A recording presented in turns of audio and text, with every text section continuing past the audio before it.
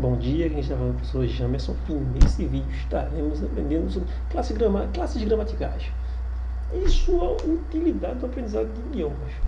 Bem, nós sabemos que existem várias técnicas, já tenho mostrado isso em outros vídeos, existem várias técnicas para aprender idiomas, certo? E cada uma tem o seu valor e cada uma funciona para uma determinada pessoa, certo?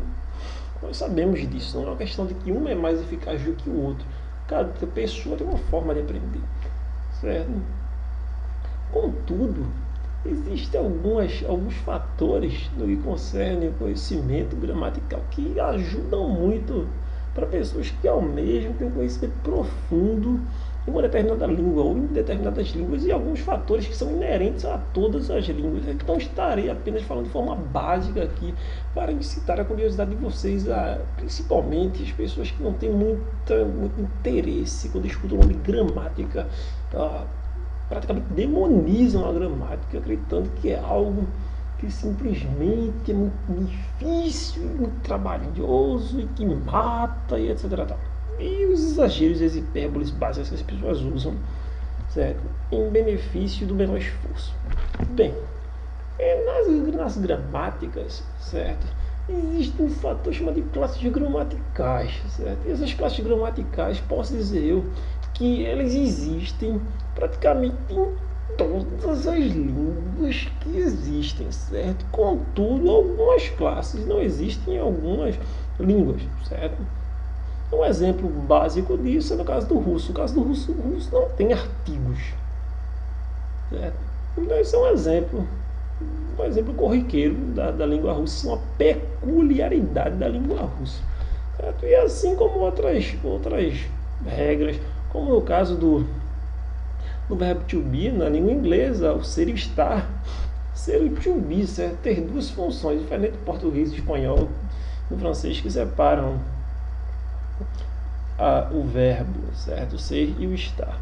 Então aí ficam apenas algumas dicas. Então estarei mostrando essas classes gramaticais, apenas os nomes, para que isso incentive a pesquisa de vocês, certo? Sobre esse assunto, e para que isso venha a proporcionar um aprofundamento no aprendizado da língua que culminará num domínio mais preciso, certo? Eu garanto a você que, mesmo que você não seja professor ou que não trabalhe na área de educação, não interessa se você se aprofundar ou ter um conhecimento maior na parte da gramática, não interessa qual língua seja, isso facilitará gigantescamente o seu conhecimento dentro dessa língua, certo?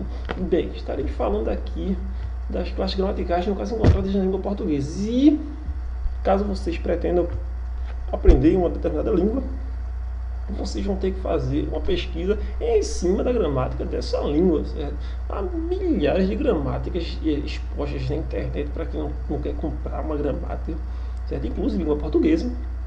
Isso facilitará o acesso de vocês a essas gramáticas, certo? Não cabe apenas agora uma questão de interesse. Bem, as classes gramaticais são, no caso da língua portuguesa, verbo, substantivo, pronome, preposições, conjunções, interjeições, artigos e advérbios, certo? Essas classes gramaticais compõem praticamente a montagem de todas as línguas, como eu estou a dizer, salvo algumas línguas que não têm algumas classes ou que têm suas peculiaridades, certo? O que vai variar, além do fator da semântica dessas línguas, vai ser a questão da sintaxe, que seria a ordem das palavras dentro das frases, certo?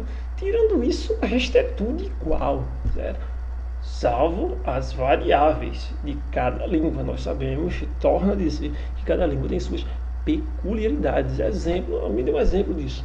Bem, no caso do alemão, existe uma palavra no alemão para saudade, ou, no caso, aqui existe a palavra para saudade, certo?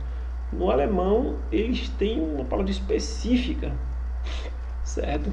É como se a palavra deles não representasse saudade.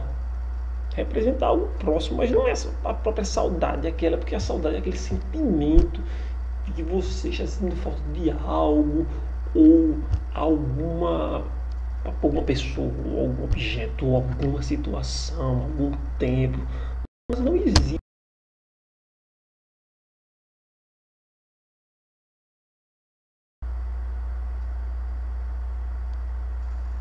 No caso, não existe isso em língua alemã, certo? Eles pegam uma equivalência próxima, certo? Para poder fazer a mesma função. Isso é apenas um exemplo, certo? Assim, do mesmo jeito, um exemplo básico do russo. No caso do russo, quando eles querem dizer que ó, algo é, exemplo, o gato é bonito, eles não dizem o gato é bonito. Eles, para começar, não existe artigo, então é gato.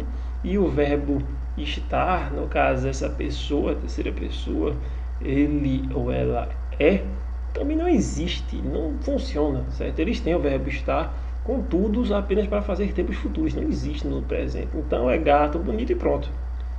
Isso são peculiaridades da língua. Então fica a dica aí para vocês que têm um interesse na aprendizagem de línguas, busquem se aprofundar no conhecimento das classes gramaticais que influenciará no melhor aproveitamento do aprendizado de línguas, certo? Aqui quem fala é o professor Jamas, tem um excelente dia e paz vida minha.